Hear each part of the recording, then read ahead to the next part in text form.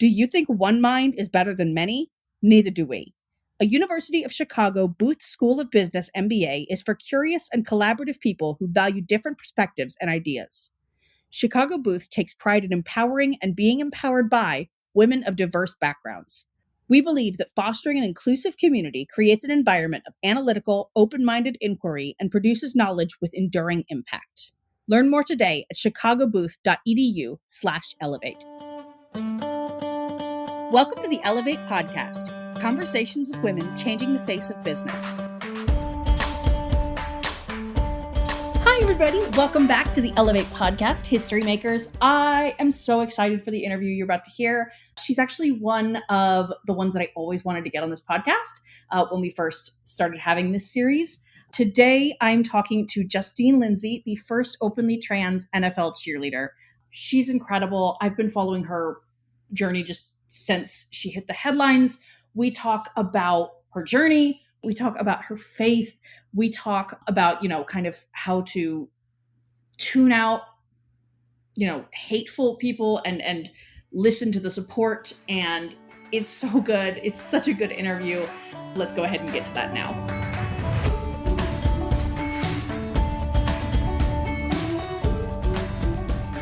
I am so ecstatic to have you here. Incredible story, incredible just accomplishment. When I tell people, they're like, "Oh my gosh, what? I didn't even know." And I was like, "You gotta follow. You gotta follow her. She's amazing." Thank you so much. No, I'm happy to be here. I think that what you're doing is amazing. And even though I am a podcaster myself, sometimes it can be a little bit like, "Oh my God, okay." Like, do I have a podcast? Like, do I even remember? So the fact that you're still doing it and you're going in it with, such a positive energy and vibe, I think you're incredible. So I'm happy to be here. Oh, thank you so much. That's amazing to hear. I'm kind of fangirling.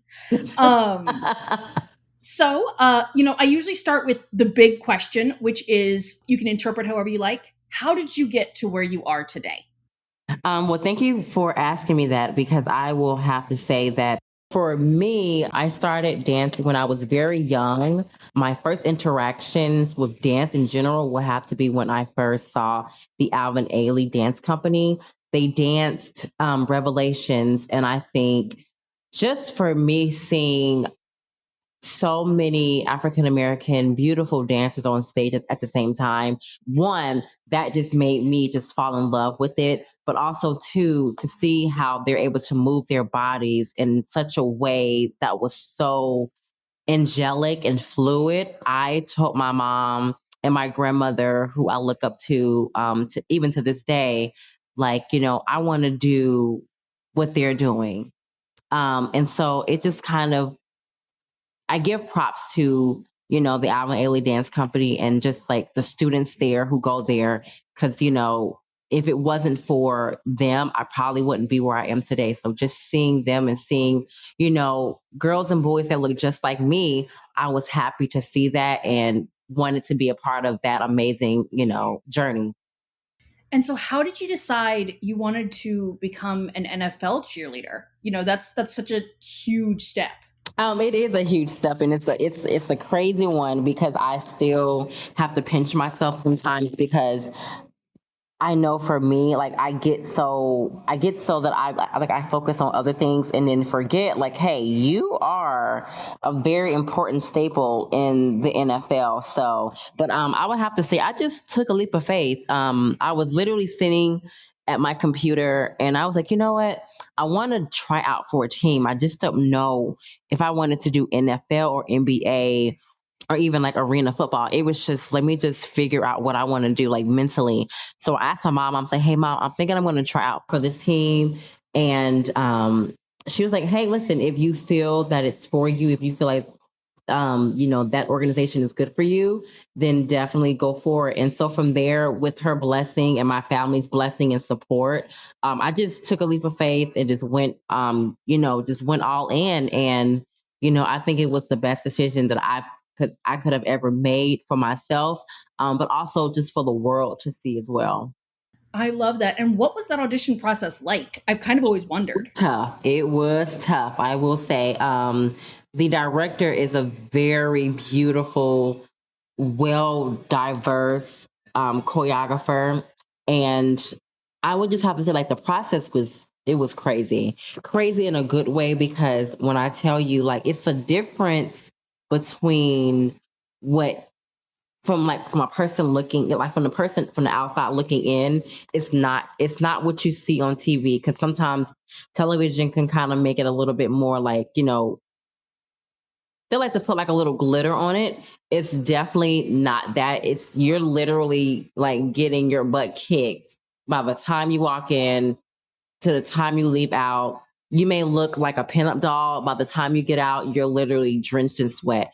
But I always look at that as like a good thing, because if I'm not sweating, I'm not doing I'm not doing what I need to do. If I'm sweating, that means that I'm putting the work in and I'm going for the goal and the dream that I want to make my reality. The process was long, I'm not going to lie, because it goes through different stages, but it was still, you know, it was good. I actually love it. But also because I came from that background of dance, hip hop, ballet, jazz, flamenco, salsa, Dunham, African style. So coming from that background, I was just, it felt like home for me, really.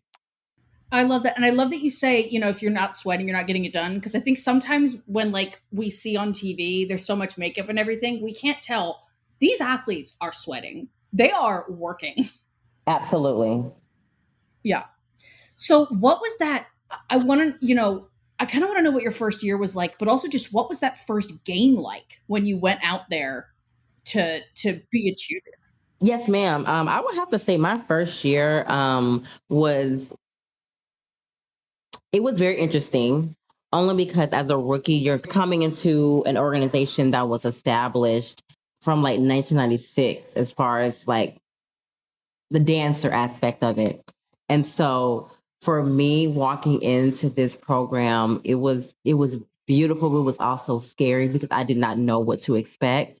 But then once I got through all of, like me feeling like like I don't know what to do. Once I got through that, it was a beautiful experience. The first game, oh my gosh, I think I started crying because I just remember like all the hard work that myself and my brothers and sisters on the team put in all summer long, and just being able to see ourselves in the uniform and then being out on the field, it just really made you feel accomplished. That hey, I'm glad I did this. I'm glad that I prayed about it, and I went in it with the open mind, and open heart, and I really gained brothers and sisters that I literally call every day. I even call some of them more than I call my own family, because it's like, we all share a beautiful accomplishment together. Absolutely. And you made a lot of headlines. Mine is definitely not the first interview you've done. What was that experience like, when you kind of hit the news? It was a little scary because you never know what the negative, what the negative hate would say about it, which I didn't pay attention to. But I know for me, I just kept my faith. And the headlines, they were a little, at first I didn't really care for the headlines as far as like the first openly trans, because I tell people all the time I was always open. I was never hiding behind a brick wall or hiding behind anybody. I knew who I was at a very young age. So I was always, a carefree woman who identifies as trans. And so I think just from people saying negative things like, oh, they're like now they're putting all like now they're putting any and everything on on the field, and I'm like, first of all, I'm not a thing. Two, I'm a person. Okay, that's number two. And then three, I think someone in someone said to me, oh, well, they had to pick her because if not, she was going to sue the organization. Why would I sue the organization? If I didn't make it, I didn't make it. I grew up in this lifestyle. I'm a dancer, so I understand how it works. If I don't make it, I improve next year and then I go back if I want to go back. So just things like that just really makes me irritated, because for people who don't know, what it is to be a dancer and the obstacles that we have to face, I just tell them, just shut your mouth. If you don't know anything, keep your mouth closed. If you can't say anything nice, don't say anything at all. And that was really one of the things that I just wanted, people who don't know anything, at least ask questions versus assuming that you know and then you're wrong and now you look stupid on the other hand. Amen to all of that. Because I was going to mention trans athletes, have in the last few years gotten, I mean, just an insane amount of vitriol online. Yes. And so I can't imagine what it must have been like, navigating those waters with some of the just cruelty. I mean, I will say I think I'm very blessed to not gone through that, because I'm one of those people. I'm very easygoing. When people see me, they're so shocked at how poised and how professional I am because I've always been this way, thanks to my grandmother and my mom. But I've just always been a very easygoing, hardworking individual. If I didn't make something, I'm not gonna go in the back corner and cry. I'm going to, lift myself up with my head held high and do what I need to do in order to get back, like to go back for the next year or what have you. I think that, trans athletes, there needs to be a conversation with any organization that a trans athlete want to participate in. If we don't have the conversations, then we're not doing our job as far as executives, as directors, CEOs, to be able to allow like each person an opportunity to join your organization if we're not having the conversations. So I feel like I've made my lane where I am. I'm very blessed to be in the position that I'm in, and I'm hoping that people can see my story and be able to say, hey, listen, I want to go I want to be just like Justine as far as like, but just in this organization. Let me learn from her story and see how she did it. And then hopefully that can be, I could take that and learn, and go into the direction where she's going into or what have you. But it's just very hard, it's very hurtful to hear certain organizations are, just despise it or look at us as just sexual beings, because I'm trying to change the narrative of what trans people are, especially like the women. You don't really hear it from trans men. You normally hear it from trans women, that we're only sexual beings. You'll see us on the street corners looking for sex. I don't even know if I'm able to say this, but I'm just a real individual, and I'm just, it's just hurtful to see that and to know that that's the only way people look at us. And so when people hear that you're doing something that you worked so hard to get to, oh, that's not of God. She's not living the way God wants her to live. How am I not living how God wants me to live when I'm doing everything by the book that man wrote? Let's be clear. I grew up in the church. My family we're all Christian. So I am doing thus said the Lord. And if I wasn't doing that, then I would probably be somewhere else where I wouldn't be. But because I am doing thus said the Lord, then I feel like I'm doing what I'm supposed to do. He put me in this place, in this position to do what I am meant to do. So I feel like I'm blessed in every angle. I love that. And I was actually going to mention you're very open about your faith. And I think there's a misconception that people on the LGBTQ spectrum aren't religious, aren't faithful. And I love that, you're very open about your faith, because I know I'm bisexual. I'm not particularly religious, but I know a ton of LGBTQ people who are very religious and very faithful. And there's nothing that's keeping those two things separate. No, absolutely not. And to be honest, it's not separate. I before anything, God brought me into this world. So at the end of the day, I give all of my being to him, because if it wasn't for him, I don't even know where I would be. So I always tell people, that God doesn't make mistakes. He didn't make a mistake by choosing me to be that pioneer for the young generation, the young LGBTQ trans girls and trans boys to be able to look up to and say, hey, mommy, or hey, or hey, dad, I want to be just like her, or I want to be just like him. What do I need to do? So I feel like I'm doing what I need to do. I'm doing what God put me on this earth to do. So I'm never gonna shy away from my religion because I know who I am and I know who he is to me. Completely agreed. And I love all of that. So we talked a little bit about some of, your detractors, but I want to talk a little bit about, it seems like you had a lot of support, from the organization, from your family. Do you want to talk about how that helped you get to where you are? Yes. So at first, the organization didn't know that I was trans. Of course, I said it in my application, but I didn't let them know like, hey, I was trans. They just thought I was just a regular woman just doing, what I love to do, and which is dance. Because every dancer comes in different shapes and sizes. So I just, I think from there it just kind of like, they just looked at me as just as a performer, as a dancer, and so. I just literally just was myself, and my parents and my family, even my older brother and older sister, they've just always been so supportive of me ever since I was little. I mean, I grew up in an athletic, artsy family. My sister did pageants. My brother played football. My mom, she was a volleyball player. My aunt, she was a track runner, sorry. And so we just all just grew up very athletic. So I just kind of, went through the motions of just doing doing what I love to do. And what is it like when you go out there to the roar of the crowd? Like, what does that feel like?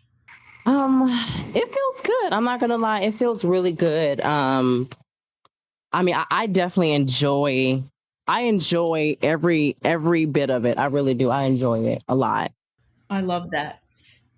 And how did you I always like to ask, whenever there are auditions, did you know you would be the first openly trans NFL cheerleader, or did you find that out later on in the process?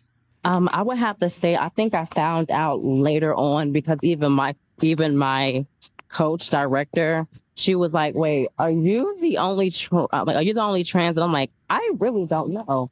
I cannot answer that for you." But luckily, I was able to do some research, and I think I was. So I was just like, "Okay, this is a tough pill to swallow, but however, I think I can handle it."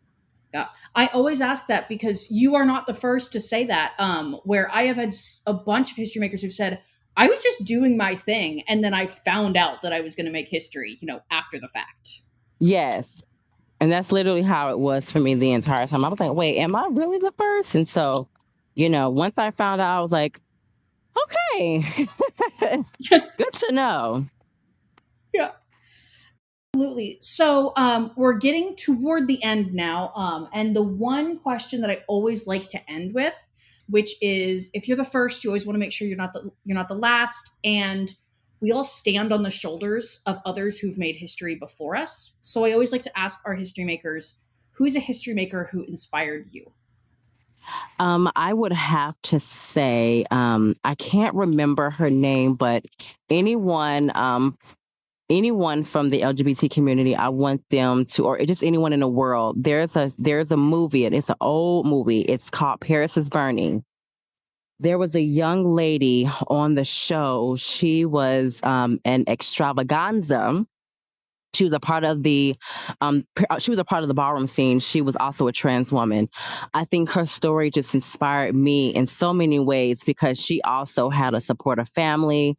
Um, she was able to break down a lot of barriers, but unfortunately, her life was taken. Now I know that that was like back in the 70s. So I feel like we've come a long way as far as having the support and the love nowadays versus from back then.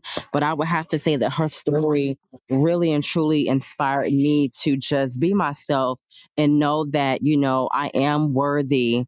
And I think just by me watching that documentary and learning from it, I was able to learn who I am as a woman and what I need to look out for.